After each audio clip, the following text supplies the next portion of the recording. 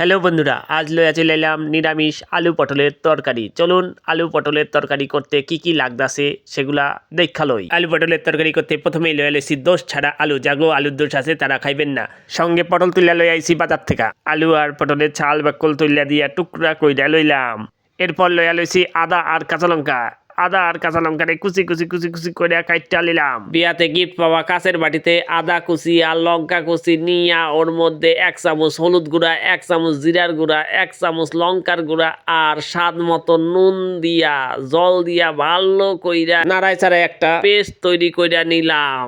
এরপর একটা মাঝারি সাইজের লাল টমেটো লইয়া ভালো কইরা বাইটটা নিলাম।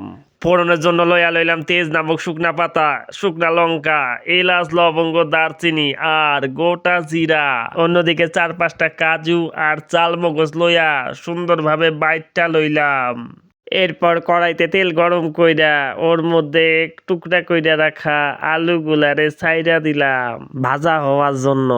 নাড়াচাড়া দিয়া লাল লাল কইরা ভাইজা আলুগুলারে তুইলা নিলাম। এরপর ওই তেলেই টুকরা কইরা রাখা পটল গুলারে ছাইরা দিলাম ভাজা হওয়ার জন্য। এইগুলাও লাল লাল কইরা ভাইজা তারপর তুইলা লইলাম। পটলগুলা তুইলা নেওয়ার পর ওই তেলেই এলাচ, লবঙ্গ, দারচিনি, গোটা জিরা, শুকনা লঙ্কা আর তেজ নামক শুকনা পাতা ফোড়নে দিলাম।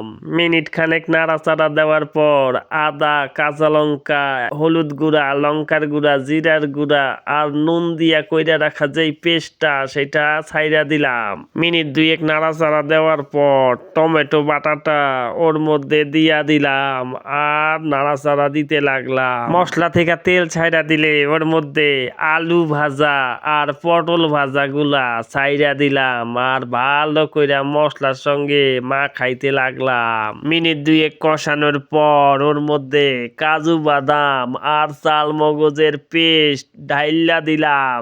তারপর আবার ভালো কইরা কষাইতে লাগলাম। মিনিট 5 কষানোর পর ওর মধ্যে পরিমাণ মতো জল দিয়া দিলাম। জল একটু ফুটতে লাগলে ওর মধ্যে স্বাদ মতো চিনি দিয়া দিলাম।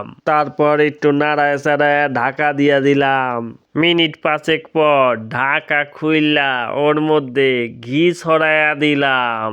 তারপর একটু ভালো কইরা নাইরা চাইরা লইলাম। বেশ একটু মাখো মাখো হয়ে গেলে আমার নিরামিষ আলু পটলের তরকারি রেডি। তো বন্ধুরা, কেমন হয়েছে অবশ্যই কমেন্ট করে জানাইবা। অগ্রিম ধন্যবাদ সবাইকে।